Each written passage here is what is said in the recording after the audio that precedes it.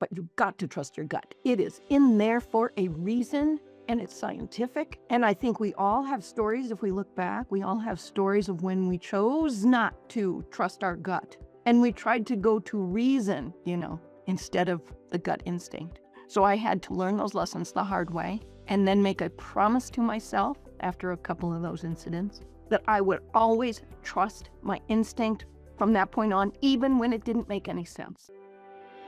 Hello, dear listeners. It's that time again when we stroll through the paths of ambition, desire, and success. Welcome to the Dare to Declare podcast, where we explore the enchanting world of giant manifestors who've turned their visions and goals into the stuff of legends. I couldn't help but wonder, how do some people create the lives they've always dreamed of? Is it the magic of manifesting, the power of perseverance, or perhaps just a dash of serendipity? Well, dear friends, grab your coffee cups because we're about to spill the tea on fascinating journeys of those who dare to dream big and make it happen. Join me as we sip on success stories and ponder the ever-enticing question, can we all manifest our dreams into reality, or is it just an urban fairy tale? I'm your host, Debbi Sluys, and I'm here to guide you through the labyrinth of achievement with heart and soul. Ready to dare to declare? Let's get started. Hey everyone, I am super excited to introduce my guest today. So it's Polly Letofsky, and I'm going to read her bio first, and then we're going to jump right in with some questions because I want you to hear her marvelous story. On August 1st, 1999, Polly left her home in Vail, Colorado, and headed west. She traveled 4 continents, 22 countries, and over 14,000 miles by foot to become the first woman to walk around the world. As an awareness campaign for breast cancer survivors and well-wishers around the world came to walk with her, everyday strangers welcomed her into their homes and shared meals. The world had embraced her. But in the middle of Polly's 5-year journey, the world suddenly shifted on its axis when September 11th flung us all into crossroads in world history. Polly suddenly found herself embedded in a vastly changing world and realized that she could never retrace her steps home. They'd vanished in the tide of world events. Polly's global walk has been featured in over 2,000 newspapers, magazines, radio, and television stations around the world, including Good Housekeeping, CNN International, the CBS Early Show, NBC's Your Total Health, and Fine Living Channel's Radical Sabbatical. Newcastle Productions has recently released Polly's Global Walk, a documentary chronicling her journey. Welcome, Polly. Thank you so much for having me. For sure. So let's just start where we are today, and then we'll go backwards because you and I met. Can you explain why and how we met? We met via a colleague of mine who I'm in publishing now, and she's a ghostwriter. So someone introduced us and said, I think this is a good match. So we chatted, and then you're working with her. And I remember when we first spoke, you mentioned the town that you live in. And didn't I walk right past your town? Yeah. We figured out. Yeah. Because I was in Ontario, Canada, and, the route that I went, I mean, there's only one road. So I'm like, I must have walked right past your town. So I did. Isn't that That's fun? incredible. Yeah. So I live in Chatham, Ontario, and you're right. There is one main highway.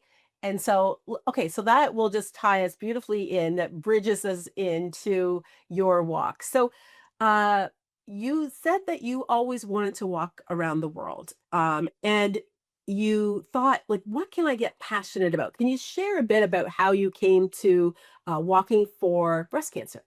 Yeah, I've wanted to do this walk since I was 12. Okay. I think I grew up in that era of the free range kid. You're always out with your buddies in the curious stage and going around the next block and the next neighborhood and riding your bikes a good 2 miles away from the home. Isn't that crazy? Oh, we were so crazy. But I'd always wanted to do it. And fast forwarding ahead, life's journey had brought me to living in Colorado, and I'd always wanted to walk around the world. I saw a photo of a man walking around the world in the Minneapolis Star and Tribune when I was 12 years old, and I thought, I want to do that someday. And it was a culmination, I think, of my passions, which was traveling and testing the human spirit and sort of relying on your wits and what have you, you know. So even then, though, when I was 12 in 1974, I knew that was thinking way outside the box for a 12-year-old girl in 1974. So I kind of kept that to myself, really kept it to myself. As if I were to say it out loud, it would mean I have to do it, right? It's so silly, but that was the way it was. Anyway, then fast forwarding ahead, in 20 plus years, life's journey had brought me to living in Vail, Colorado. And at the age of like mid-30s, I started getting more serious about it. And I had traveled enough, the backpacker travel thing you do in your early 20s and, the Eurail Pass and traveling off the wits and what have you.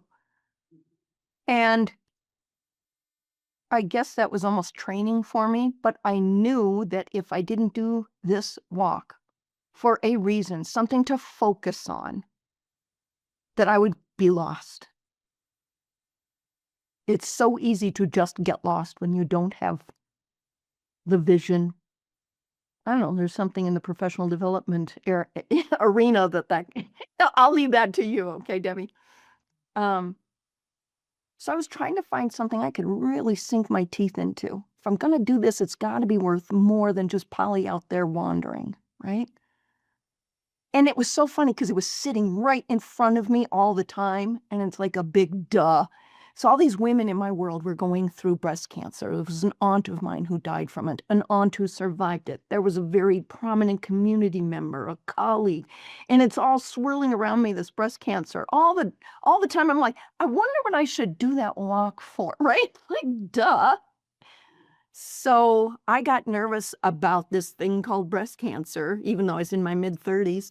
And I go to this doctor. I said, listen, I'm supposed to get one of those, what do you call mammograms? And I'm supposed to be a good patient and get this mammogram. So he says to me, you don't need to worry about getting breast cancer because it doesn't run on your mother's side of the family. So don't worry about it. What do I know? I'm like, there's like guy sitting in there in a white jacket and a stethoscope around his neck. I'll believe whatever he tells me. So I thought that was, just for the record, everybody, that is bad information. So I go back to work and I'm telling my friends, oh, I'm so lucky. I don't have to worry about getting breast cancer. And they all let me have it. Of course you can get breast cancer. Every woman in the world is at risk for getting breast cancer. And they just let me have it. And I was like, oh, sorry. And I was walking home that night. I had a little 2-mile walk home down the recreation trail in Vail. And I suddenly had this epiphany, the aha moment, remembering exactly where I was. Duh, that's what I want to do that walk for, that I've always wanted to do. Because breast cancer is in every nook and cranny of the world. It's not just in the big cities of America. It's everywhere. And I love the idea of a woman walking for women.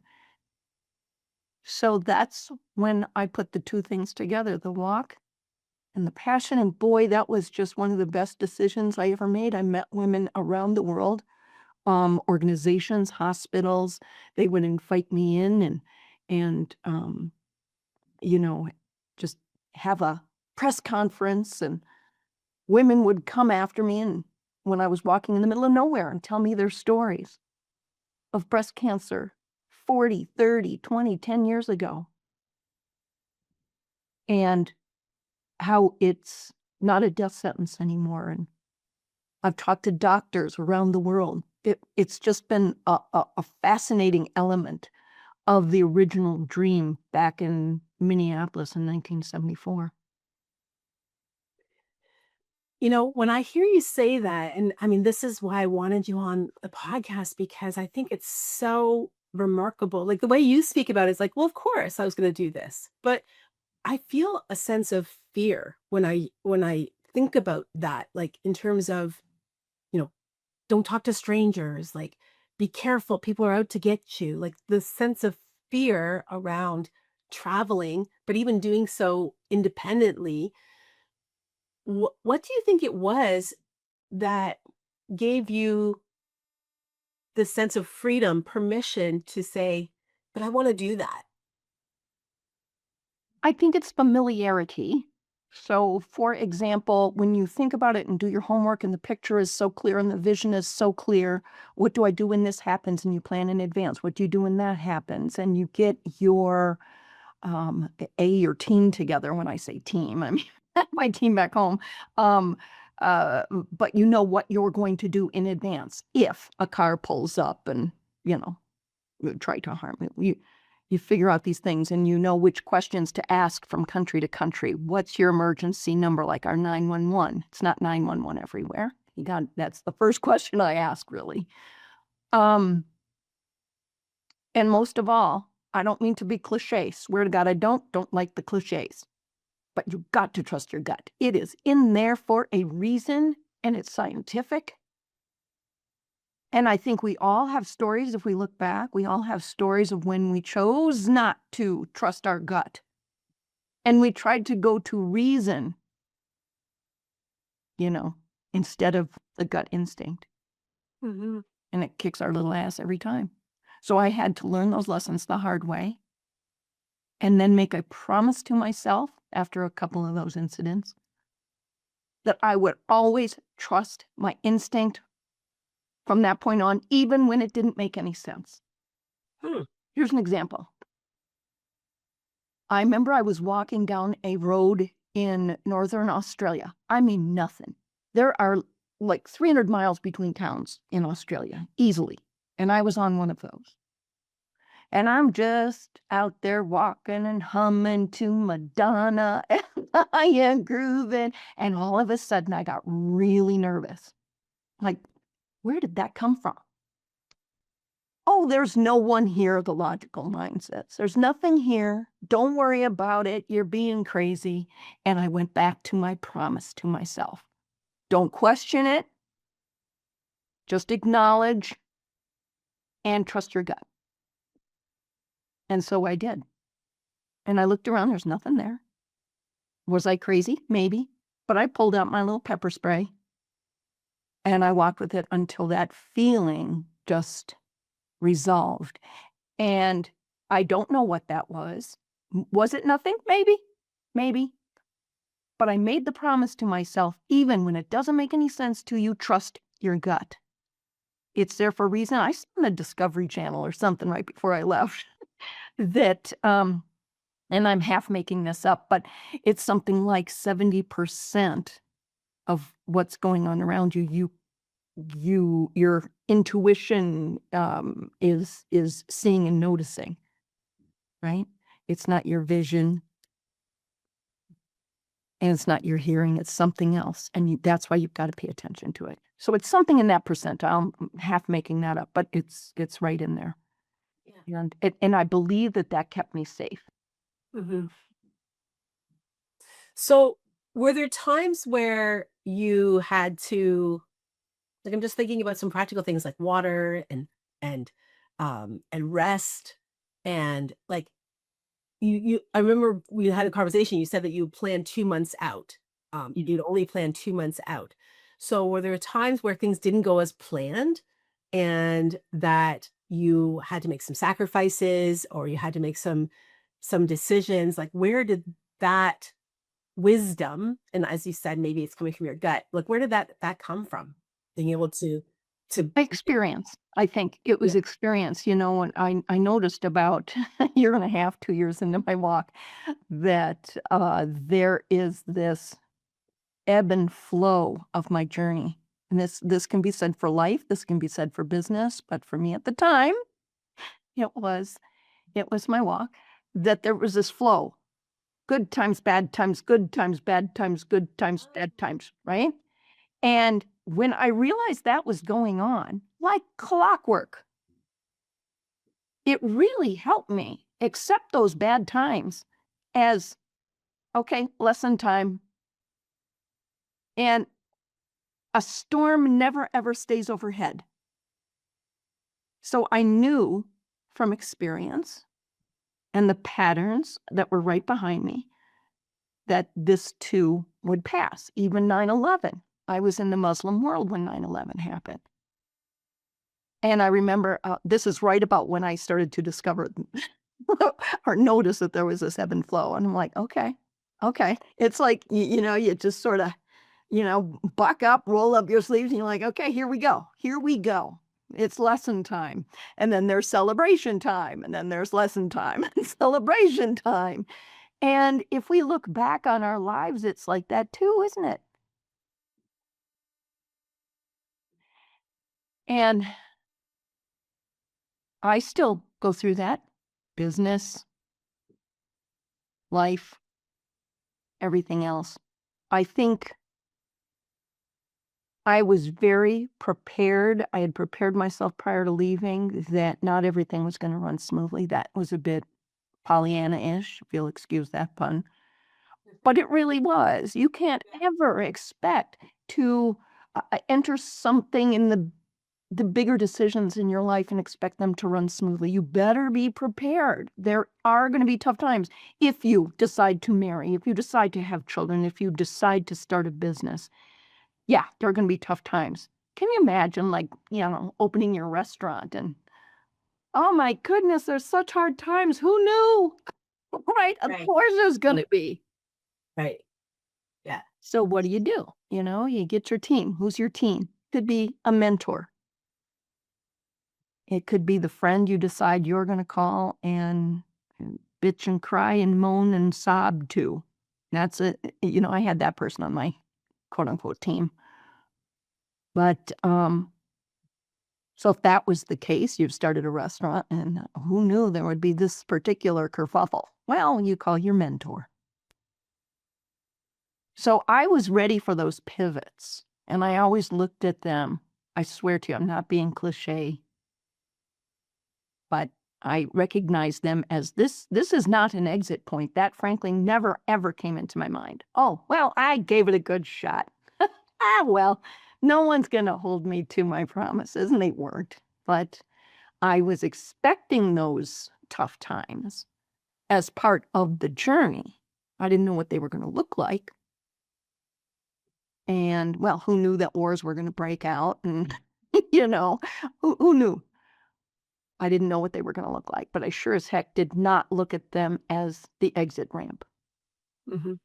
And You talked about your team, and you shared with me that your parents were part of your team, right? Were the main part of your team? yeah, I think that is just so marvelous.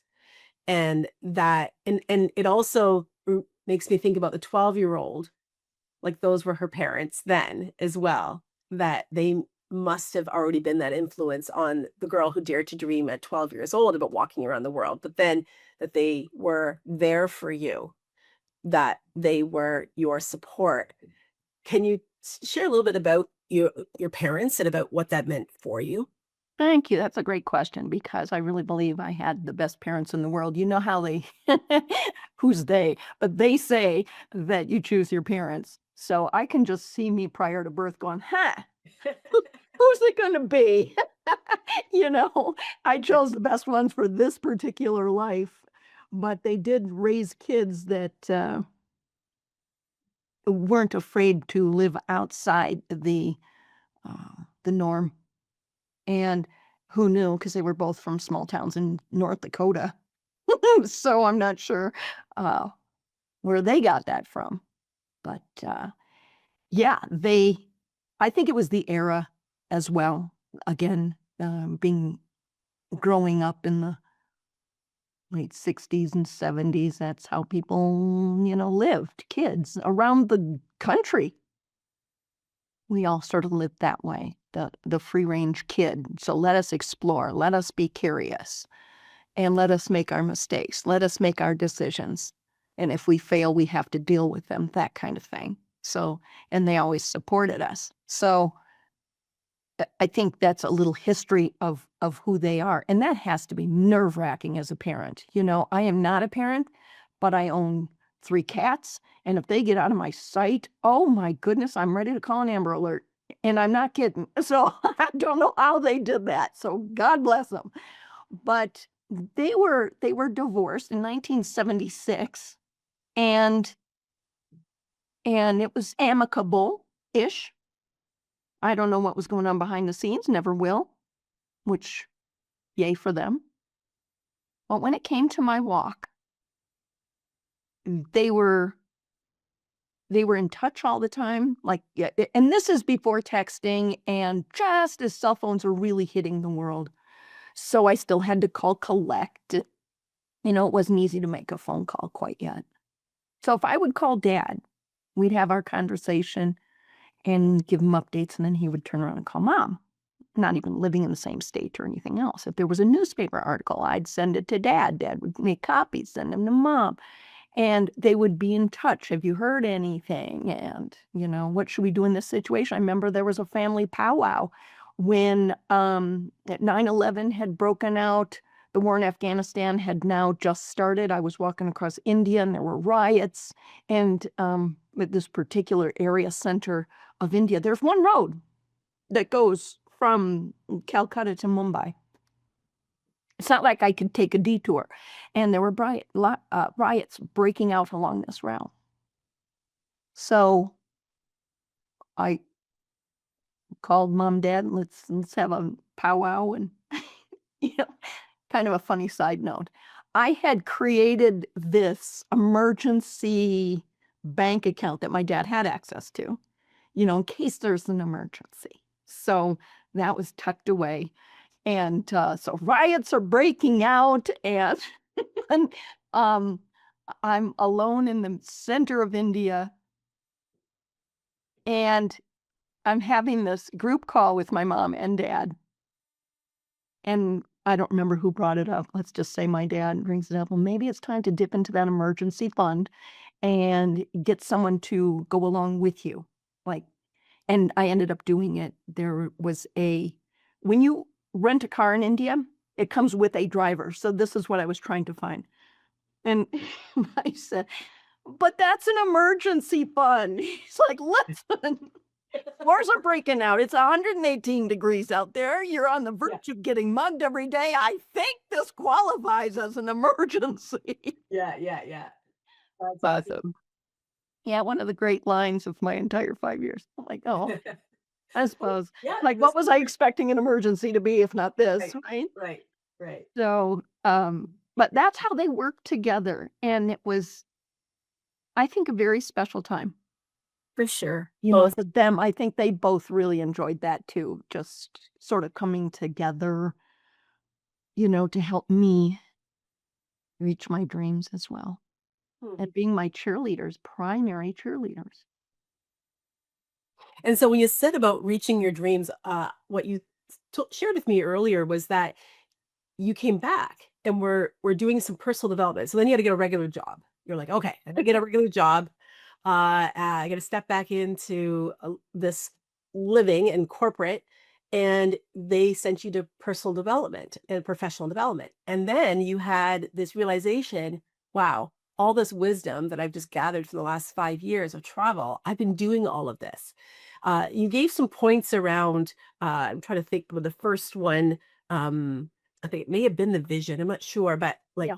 vision and clarity and asking. Can you expound on those a little bit around here's some things that came up from your like this corporate, almost like cold type of training, and you're like, wait, I've instinctively been living this for the last 5 years. Can you share a bit about that? Yes, that was a big surprise for me because I'd never really done the corporate world. I mean, I'd had nice jobs, but it really wasn't the corporate world as, you know, as we know it.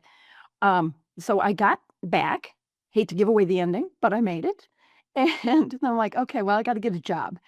And so I got this job, sales and marketing for Hilton Hotels, a Hilton hotel chain. Okay. And so, like any good corporation, they start putting everybody through all these professional development classes, right? It's part of what they do. And I remember as they were talking, you know, I was talking about the action plan. You got to write an action plan and you got to have that plan where it's visible so you see it every day. And I'm like, wait a minute. I did that on my walk because I had my 2-month plan. All right. So day 1, walk from here to there. Day 2, walk here to there. Day 3, take a break. Day 4, for 2 months. right? And 2 months was a good pace for me.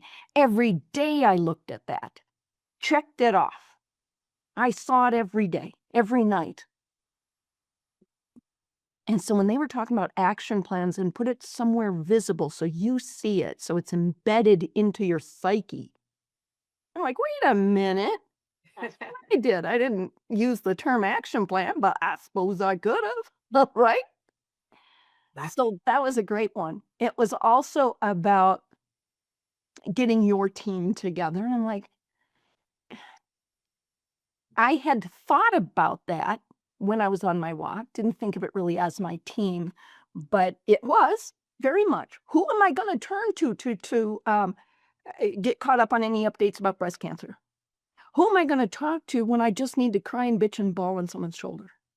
Who am I going to talk to about any safety or health related things, etc.? So I really did have my team in place, but I didn't put that language in place. And then I'm doing these professional development classes and they're calling it your team. I was like, oh, I guess I did that too. And then the biggest one, though, is that vision.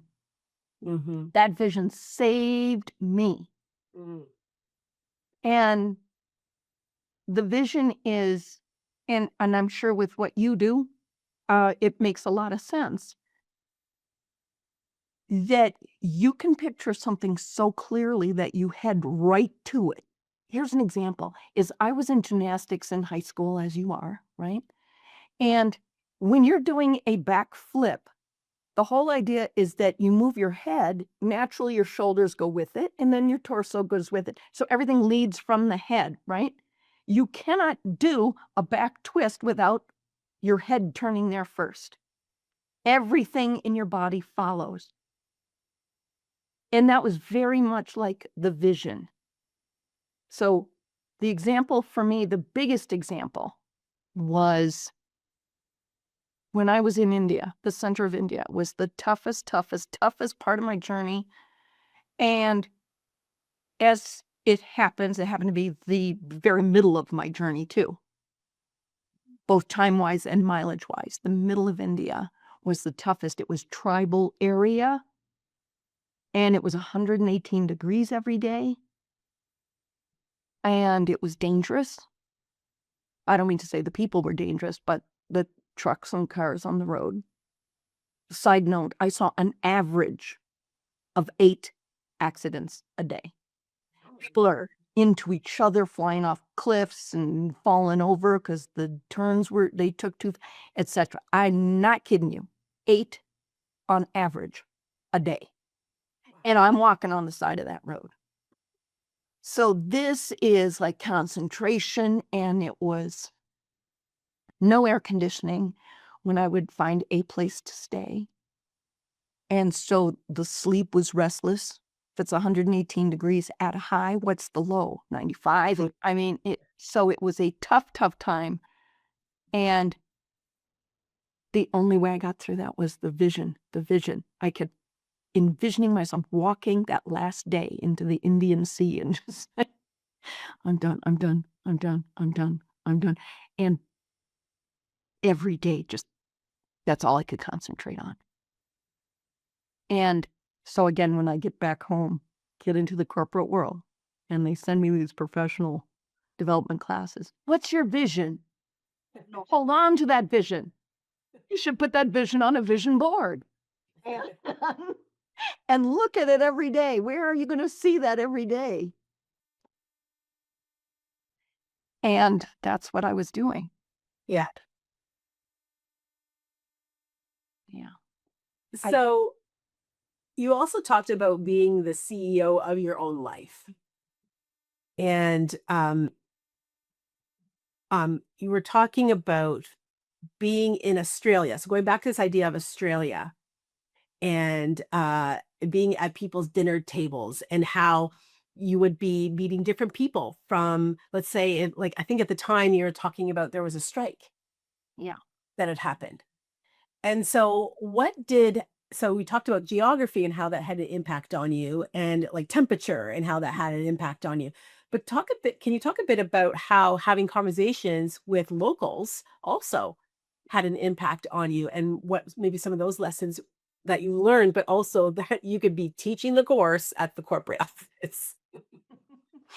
I love that so much, is just the meeting people from town to town and village to village, and I'm meeting the farmers and the teachers and the mayors and just everyday people, the managers at the McDonald's all the time. They would McDonald's in Australia really got on board. Essentially, there's one main road that goes up the whole East Coast and, for that matter, around the circumference of that continent. But, you know, I know you think I'm going off the rails here, but I'm not. Oh, So so the McDonald's are franchise. Uh, yeah, yeah, yeah. they're franchise. So there could be, say, one owner that owns 5 McDonald's and Right. another owner owns the next 5, etcetera. Well, I don't know how it started, but I go into McDonald's. Of course, I'm pushing my little buggy, and they say, "Yeah, what you doing?" "Well, I'm doing this and that," and I had a little postcard I would hand out, and, "Oh, it's on me. What do you want?"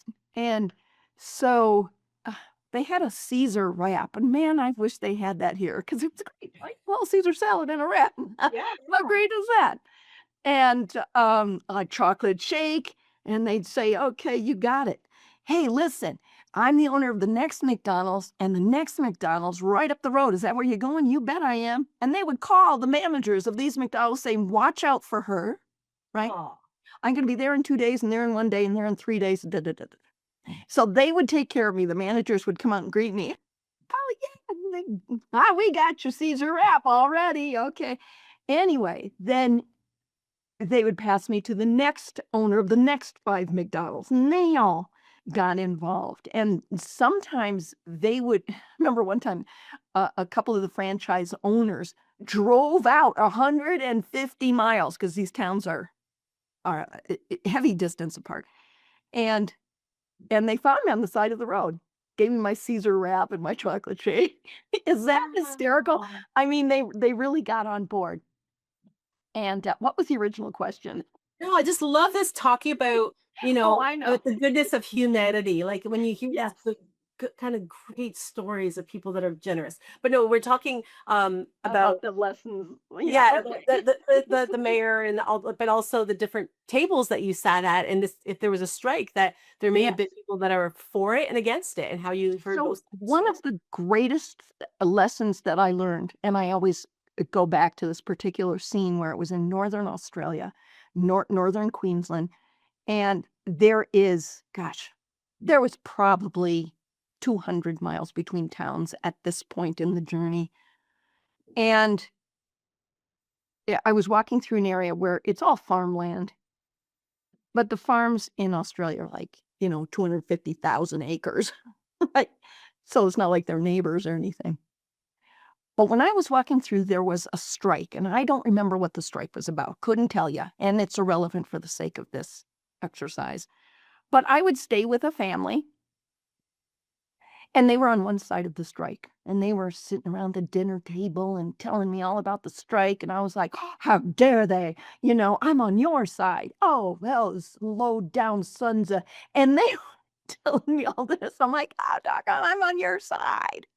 Then I'd walk to the next farmer, and he was on the other side of the strike, and I'm sitting at the dinner table, and they're telling me about their side of the strike. Not that I'd asked, but this was the big news going on in the area, and they were telling me their side, and I'm like, "Son of a gun, they didn't tell me that. Well, how dare they, blah, blah, blah, I'm on your side." Then I'd walk to the next farmer and sit at their table, and and I I have to listen. They're feeding me, first of all, and I found it fascinating. This is something I don't know anything about. Farmers couldn't tell a cow from a bull, from a deer. I don't know nothing. So I am fascinated at these conversations. And I'll bet you that I was the only one in that whole northern Queensland, Australia, that was hearing both sides of this. Mm. It was the most fascinating time. I think it went on for like 2 weeks, as I recall, because I'm not going that fast, right? And it was just a lesson that I always go back to, especially in this world of the one-sided news algorithm that's going on, and you hear your side and what have you. I always question, wonder what that other side is if I walk down to the next dinner table, right? Great question. Yep. Yeah. And so that lesson, again, it went on for 2 weeks, so it's embedded into me now. It didn't happen over the course of a few hours, right?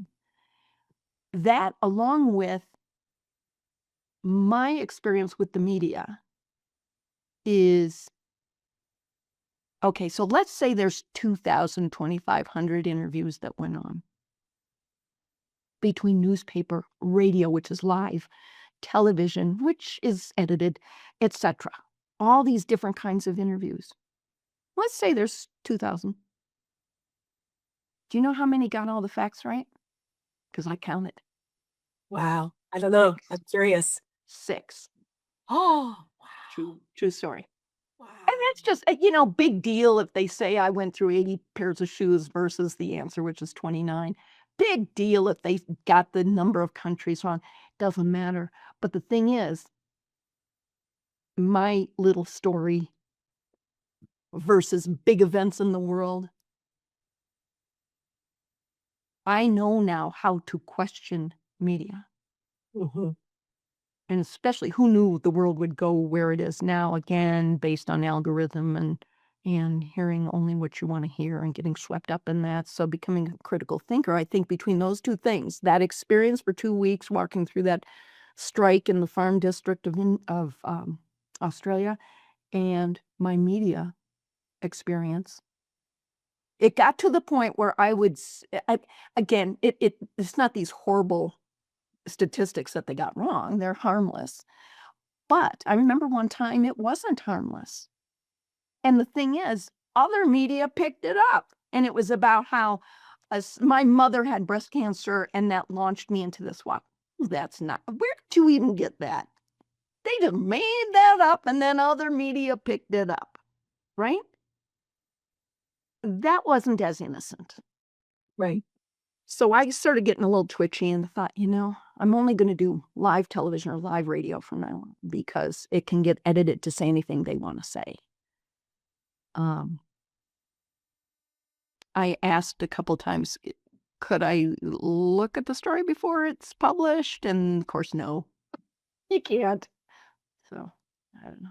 But Which really leads me then into where we're at today and how, wow, you are helping me tell my story. And I'm so grateful that, you started off by saying, working with a ghostwriter, Maddie, and how, she then handed me off and that I got to meet you. And now you're going to support me to publish my story, which is interestingly enough, Declare It, which has to do with, declaring your truth and how to turn your personal power back on. And I'm really excited for this to be launching in June and that you're part of that. We've just got a few minutes left, but I'd love for you to share with our audience too about why you felt it was important for you to get into publishing and in the way that you're doing it as well, which is a little bit, it's not the traditional publishing, but it's also not the self-publishing. It's your way of, from what you saw, the way things were going, that you created this business. thank you. I'll try to keep that succinct because when I got home, I started writing a book about it. 5 years to walk around the world, 6 years to write a book about it. And then I thought, well, how am I going to publish this thing? I was talking to a couple of traditional publishers, and they both asked if I could please throw some romance in there. I'm like, what? You want me to just make it up? There's no An romance. Australian guy? Right. You get some Australian farmer, maybe? I think it was really coming off. That was the era of Eat, Pray, Love's explosion into the literary world, right? It's single women wandering, looking for love in the big world. It's like, no, that's not my story. So anyway, I was like, oh, I don't want to do that. I don't want to make stuff up. In fact, I had told myself when I sat down to really write the story, I'm going to tell an honest story, even when it makes me look bad, right? Mm. Lost my temper, or I overreacted to something, or I couldn't accept a culture for what it was, or blah, blah, blah. Okay. So when someone's saying, could you make up a story of romance? Oh, geez, oh, Lou, this is going to be tough to take, right? And I landed with this hybrid publishing, and it was just a really, really bad experience for me. Traumatic, actually. Mm. They own your publishing rights is what happens. And so I don't own everything, and this is my life story, and a number of things went really bad where there was a breaking of clauses in the agreement, so I had to get out of there. So I thought, well, what now? I don't want to go traditional. I don't want to do this hybrid. Oh, that self-publishing nonsense. Ugh. And it wasn't that good in 2008, 2009, etc. But I took a class on self-publishing, and I'll never forget it. It was a 2-day class, and I sat in the back with attitude saying, Not you. true story. I was like, prove it. And they did prove it. And so what was happening in the big publishing world is these traditional publishers were downsizing and going out of business and starting to specialize and blah, blah, blah. So all the people in that world were flooding into the self-publishing world. So at this point, we could now publish a book that could run alongside any New York Times bestseller because we have great editors and cover designers and layout designers and audiobook producers and this kind of thing. So, man, my world is just lit up. And I published my own book and made more mistakes, as you do. And November of 2012, I started My Word Publishing, which is a model in which we manage an author's self-published project, so everything belongs to you. The files belong to you. The royalties, the last decisions, final decisions are yours. We have experience and we know how should we do distribution, what kind of printers, what sequential order should you do things, all the small details you would never notice. And you always maintain all your rights and royalties. So that's the model we started 13 years ago now, and to date we've published about 1,200 books. And September of 2022, My Word Publishing was submitted into the U.S. Congressional Record for being a new model of publishing that helps protect authors. So we're very proud of that. And even when I don't agree with an author on something, as long as it's not illegal, I'll fight for something twice because that's what you're hiring me for, right? It's like, I don't know about the title, Who's He, What's It, Bubkus. Let's talk about your title a little more, as an example. Or my book is really worth it and I've spent so much time, I want to price it at $39.95. No, here's what's going to happen when you do that. So I will fight for something twice, but it is your final decision. So yeah, that's My Word Publishing, and that keeps me very busy. And we also won an international award and for being one of the best small businesses of the year in 2024. That was.